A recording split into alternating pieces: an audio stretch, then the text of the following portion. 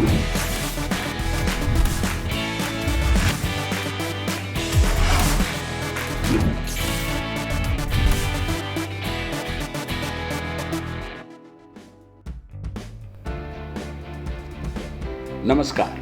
खेलों में खास के साथ मैं हूं संजय बैनर्जी।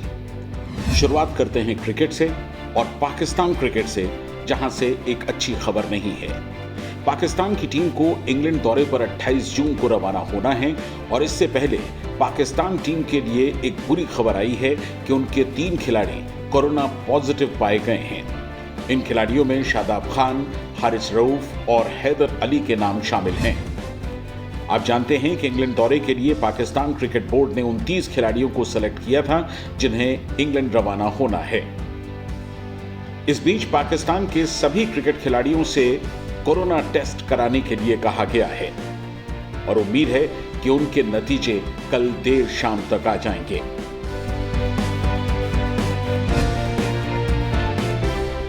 उधर पाकिस्तान क्रिकेट बोर्ड की मेडिकल टीम के मुताबिक इस वक्त पाकिस्तान के लिए इंग्लैंड का दौरा कतई ठीक नहीं होगा।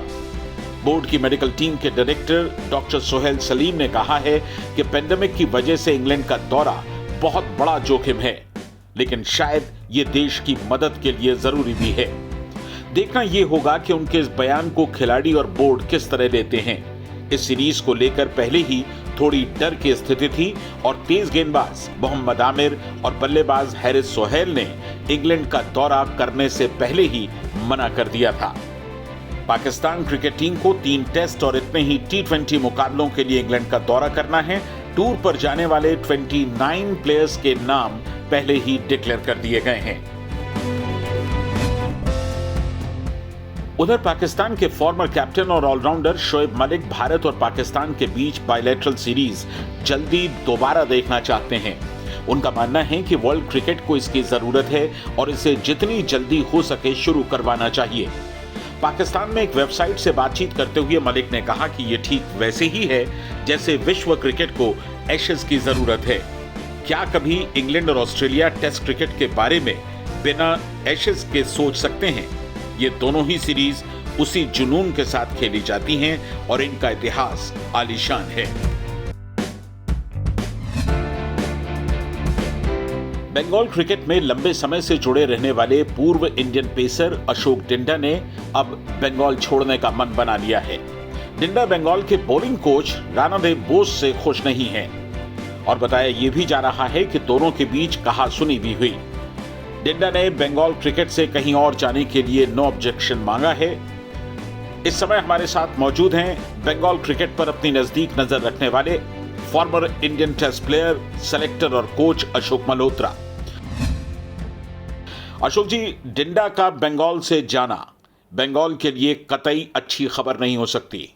यार बिल्कुल काफी दुखद खबर अगर मैं कहूं, क्योंकि 12-13 साल से उन्होंने जी जान से बंगाल के लिए कोशिश की है। 400 विकेट उनके नाम है, तो अपने आप दर्शाता है कि बंगाल के लिए कितना बढ़िया काम किया और कितने मैचेस जितवाए। क्योंकि मैं भी बंगाल का कोच था, मेरे को मालूम है कि वो आसान इंसान नहीं, उनको संभालना आसान काम नहीं है। लेकिन कई बार जब आप एक कोच होते हैं तो आपको थोड़ी सी लीवरेज देनी पड़ती है। जो थोड़े मैच विनर्स होते हैं, मूडी होते हैं, तो उनको थोड़ी लीवरेज देनी होती है।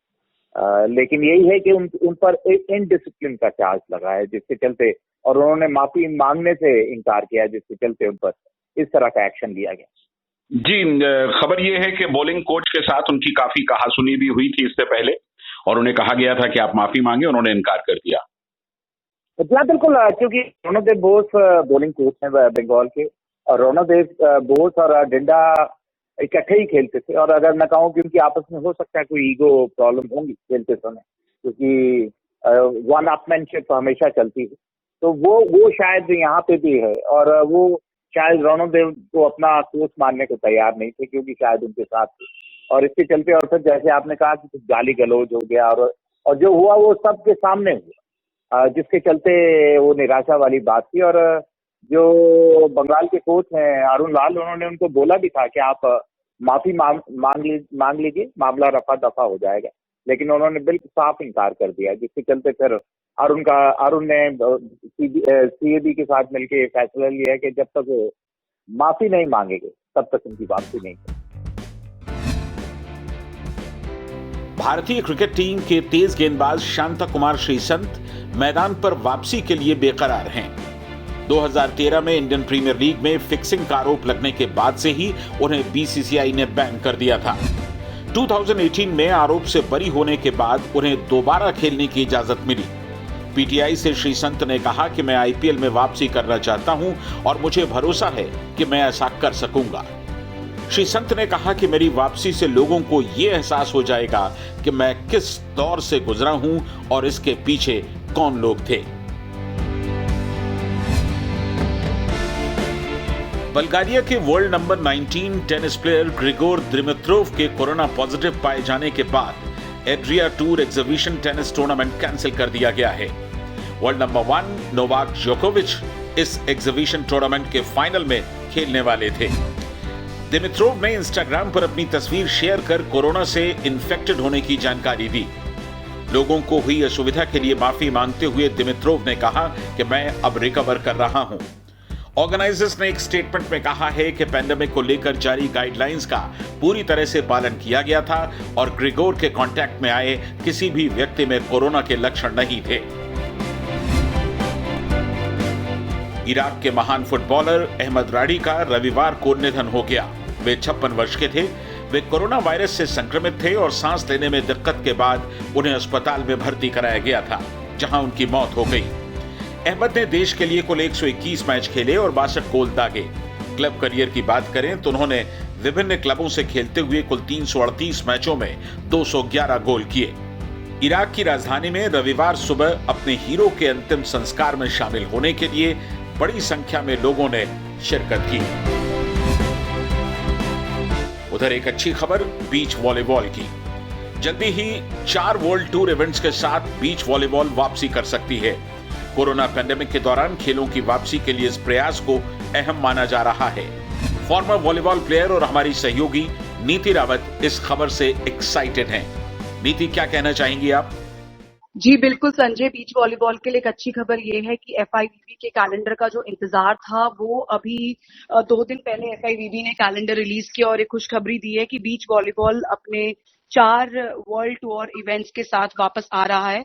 और जिस तरह से कुछ हफ्तों पहले एफआईवीबी का मानना ये था कि बीच वॉलीबॉल शायद अक्टूबर से पहले शुरू नहीं कराया जा सकता, लेकिन अब 1 स्टार और 2 स्टार के जो इवेंट्स हैं उनकी शुरुआत होने के पूरे आसार हैं और जुलाई 31 से पूरी उम्मीद की जा रही है कि पहला 1 स्टार जो 1 स्टार इवेंट है वर्ल्ड टूर का वो शुरू किया जाएगा स्लोवेनिया में।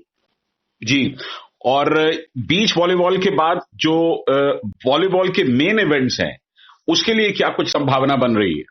जो वॉलीबॉल के संजय मेन इवेंट्स जो इस साल होने वाले थे वो सबसे बड़ा था एक तो वॉलीबॉल का नेशंस लीग, उसके अलावा थे कुछ कॉन्फेडरेशन कप, कॉन्टिनेंटल चैंपियनशिप थी, लेकिन वो कैंसिल हो चुकी हैं, उनकी डेट अभी तक नहीं आई है। और वॉलीबॉल के खेल में मुश्किलें थोड़ी सी नजर आ रही हैं क्योंकि अभी तक एफआईवीबी कोई भी नतीजे पे नहीं पहुंची है, क्योंकि जहां पर प्लेयर्स के इकट्ठे होने का सवाल है वो बहुत बड़ा है। और जो वॉलीबॉल के जो इवेंट्स होने थे, वर्ल्ड टूर्स जो होने थे, वो ऐसी कंट्रीज में है जहां पे अभी तक कोई ग्रीन सिग्नल नहीं मिला है और ट्रैवल को लेके काफी सारे रिस्ट्रिक्शंस हैं इस कोविड-19 की वजह से।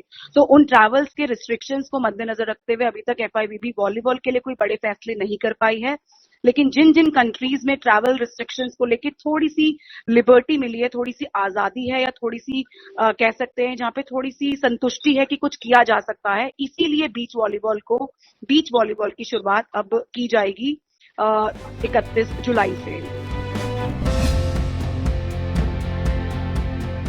तो खेलों में खास में आज का सफर यहीं तक। कल यहीं पर आपसे फिर मुलाकात होगी। तब तक हमें आपके सुझावों की प्रतीक्षा रहेगी। हमारी ईमेल आईडी है sportzindagi@gmail.com। अपना ख्याल रखिए और जुड़े रहिए स्पोर्ट जिंदगी के साथ। नमस्कार।